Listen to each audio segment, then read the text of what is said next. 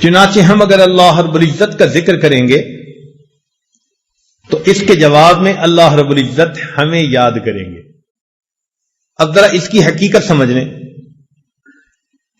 ہم تو ذکر کریں گے اللہ کا نام لے کر، اللہ کے ذریعے سے، مگر اس کے جواب میں اللہ تعالیٰ کیا کہیں گے؟ بندے بندے. نہیں، اس کا یہ مطلب نہیں ہے.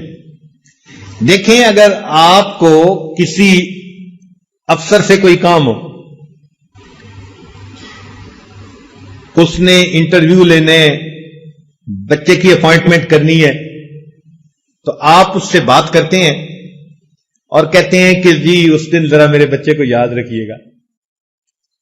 اب یاد رکھنے کا یہاں مفہوم اور ہے. کیا مطلب ہے؟ کہ جب آپ فیصلہ کرنے بیٹھیں گے تو میرے بچے کے حق میں فیصلہ کرنا. اللہ رب العزت کا یاد کرنا یہ ہے کہ بندہ اللہ تعالی کو ذکر کے ذریعے سے یاد کرتا ہے. اللہ تعالیٰ اپنے بندے کو نئے نئے اعمال کی توفیقیں دے کر یاد کرتے ہیں.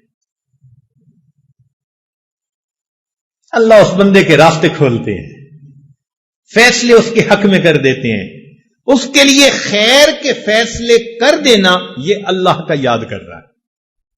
اس لیے فرمایا فذکرونی اذکرکم، میرے بندو تم مجھے یاد کرو میں تمہیں یاد کروں گا. توجہ فرمائیے، فذکرونی اذکرکم، میرے بندو تم مجھے یاد کرو میں تمہیں یاد کروں گا. کیا مطلب؟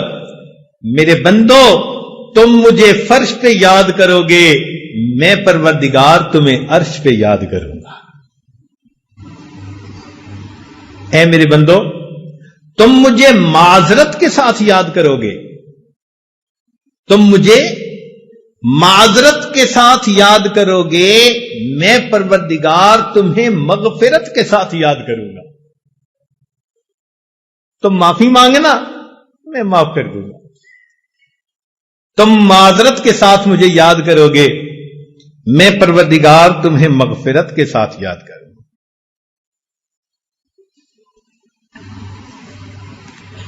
فذکرونی اذکرکم، میرے بندو تم میرا احترام کرو گے، میں پروردگار مخلوق کے دلوں میں تمہاری عزتیں بٹھا دوں گا.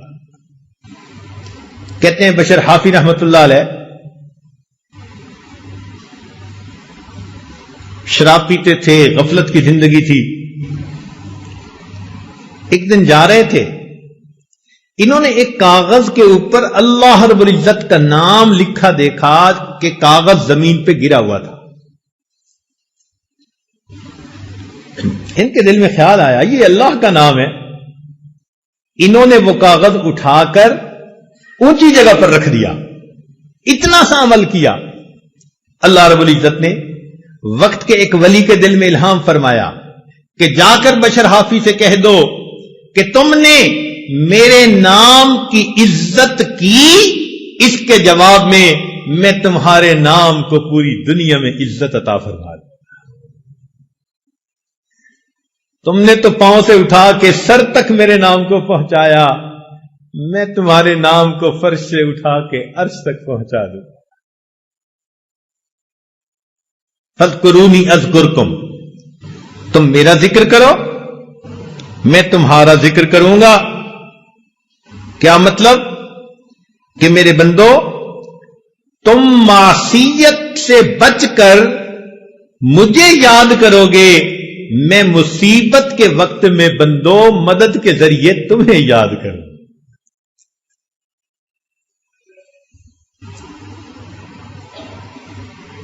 فذکرونی اذکرکم، تم مجھے یاد کرو میں تمہیں یاد کروں گا. کیا مطلب؟ میرے بندو تم اپنی راحت کے لمحات میں مجھے یاد کرو گے، میں تمہاری زحمت کے اوقات میں تمہیں یاد کروں.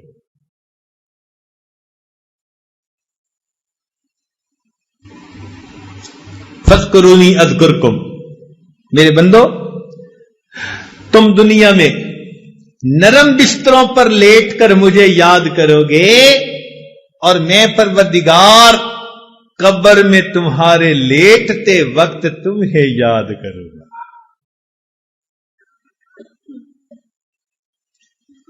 تو یہ ذکر انسان کے لیے شفا ہے.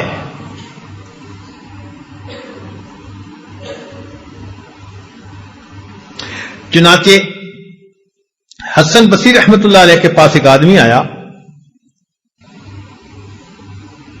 قال رجل للحسن یا ابا سعید اشکو الیک قسوۃ قلبی.